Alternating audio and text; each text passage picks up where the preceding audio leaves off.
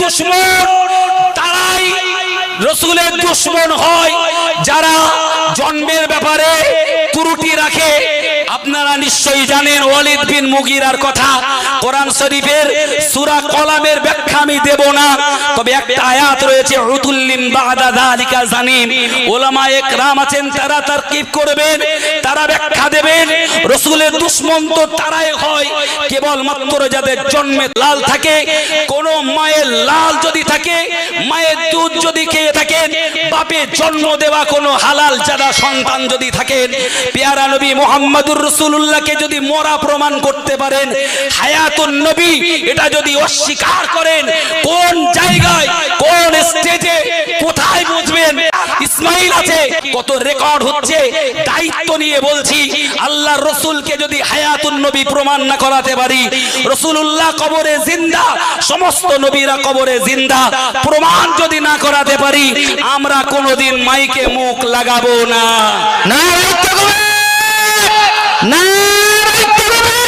কলামের ব্যাখ্যা আমি দেব না, তবে একটা আয়াত রয়েছে উতুল্লিম বাদা যালিকা জানিম। উলামায়ে কেরাম আছেন, তারা তারকিব করবেন, তারা ব্যাখ্যা দেবেন। রাসূলের দুশমন তো তারাই হয় কেবলমাত্র যাদের জন্মে ত্রুটি থাকে। সাধু ভাষায় যাদেরকে যারো সন্তান বলা হয়, আমি বেজম্মাডানায় নাই বললাম। যারা রসুলের দুশমন, যারা গুস্তাগে রসুল, যারা রসুলের শান এবং মানকে ধূলিসাৎ করতে চায়, আমি দায়িত্ব নিয়ে বলছি, এদেরকে ইহুদির চাইতে খারাপ মনে করবেন। কারণ ইহুদিরা আজও মনে করে মুহাম্মদুর রাসূলুল্লাহ কবরে সশরীরে জিন্দা আছে।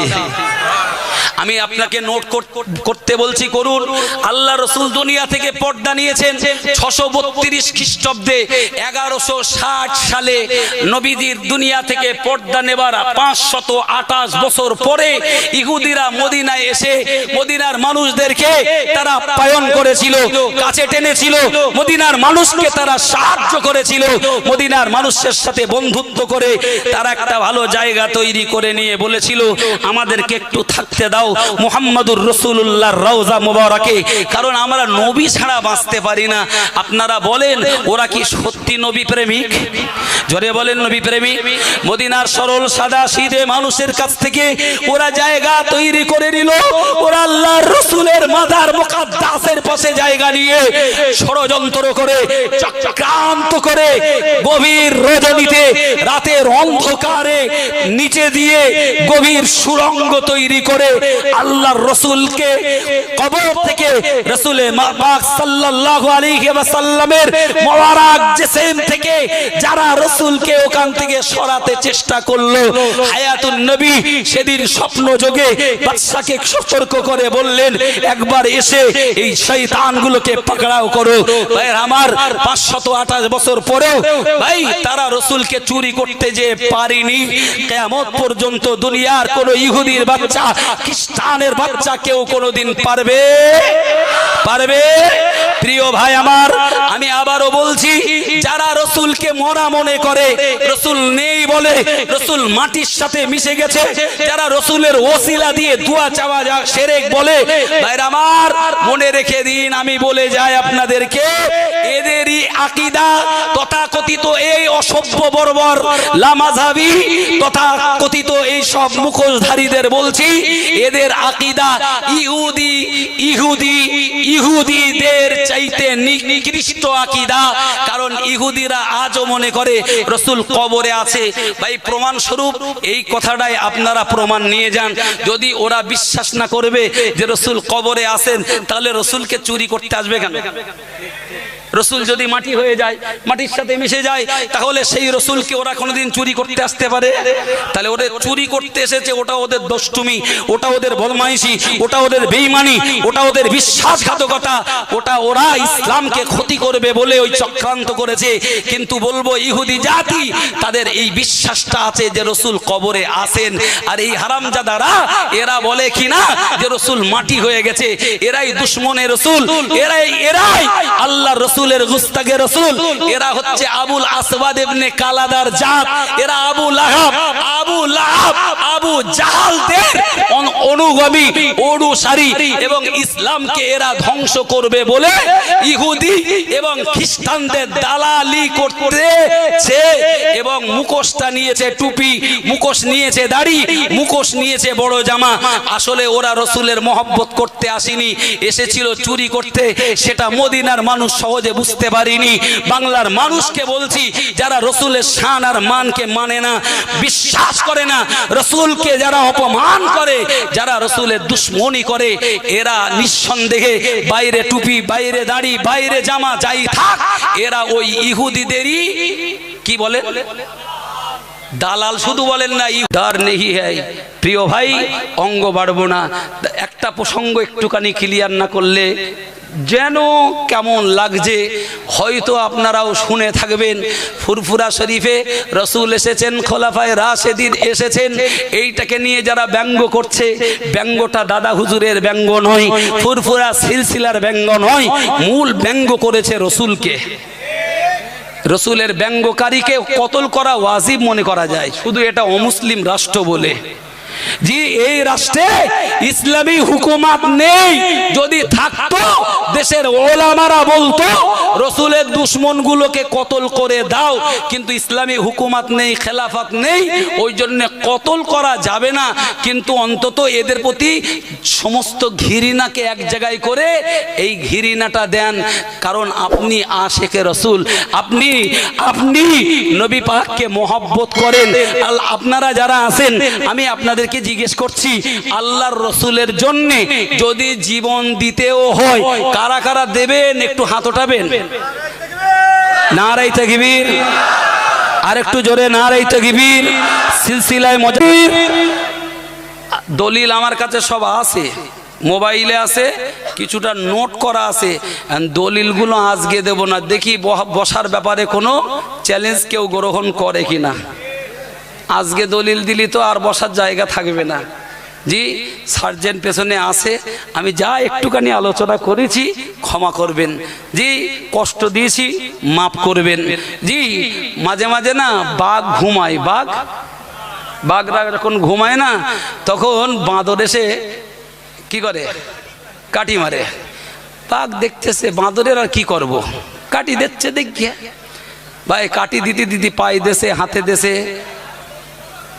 কোমর একটু দেশে, অনেক জায়গায় কাটি দেশে, দিদি যখন বাঘ নড়ে না, ও মনে করতে মরে গেছে। কি মনে করছে? মরে গেছে। এবার মাথায় এসে চোখ টেনে দেখতেছে বাঘ মরা না জানতো, আর যেই চোখ টানতে গেছে দেশে এক বাঁ হাতে থাপ্পড়, একে থাপ্পড়ে 40 গজ দূরে গিয়ে পড়েছে। প্রিয় ভাইরা, নমনীয়তা আমরা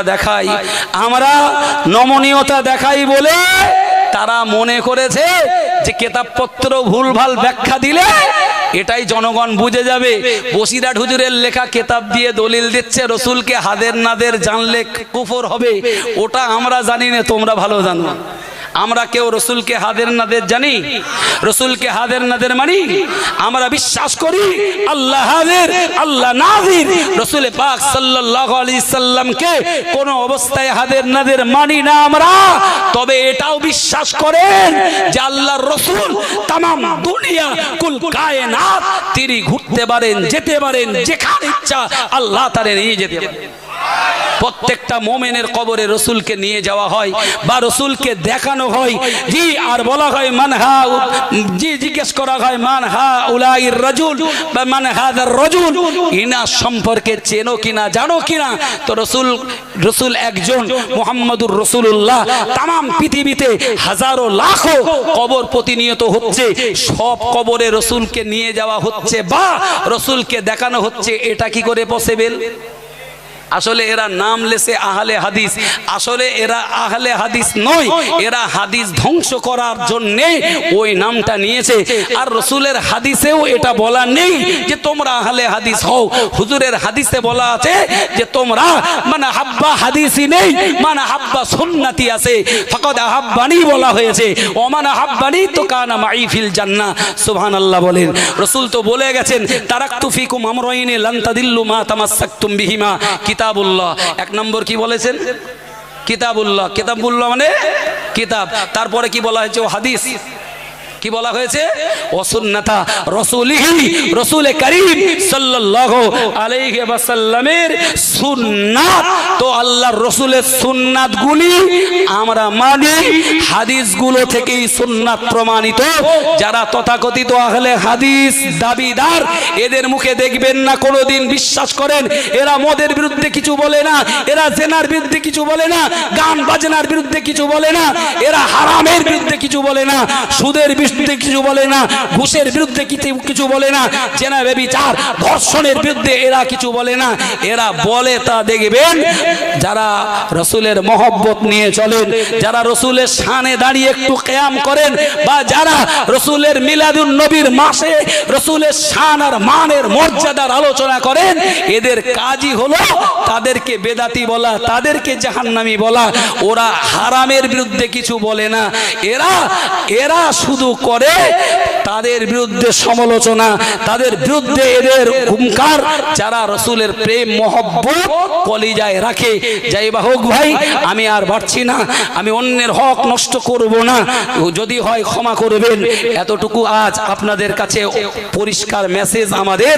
আমরা আহলুস সুন্নাতুল জামাতের আকীদায় আসি ছিলাম, থাকবো, মুজাদ্দিদুজ জামানের তরিকার উপরে ছিলাম, আসি, থাকবো, এবং মরণ পর্যন্ত আমরা হানাফি মাযহাবের মাসলাকের উপরে থাকবো। বলুন জোরে ইনশাআল্লাহ। যত ঝড় আসুক, যত তুফান আসুক, যত রকমের ইয়াস আসুক, আয়লা আসুক, আর যায় আসুক, আমফানও যদি আমাদের উপরে আসে, হানাফি মাযহাব থেকে চুল পরিমাণ সরবেন। আহলুস সুন্নাতুল জামাত তথা আল্লাহর রাসূল এবং সাহাবীদের আকীদা থেকে সরে যাবেন। মুজাদ্দিদুজ জামানের সিলসিলা জি দাদা পীরের তরিকা থেকে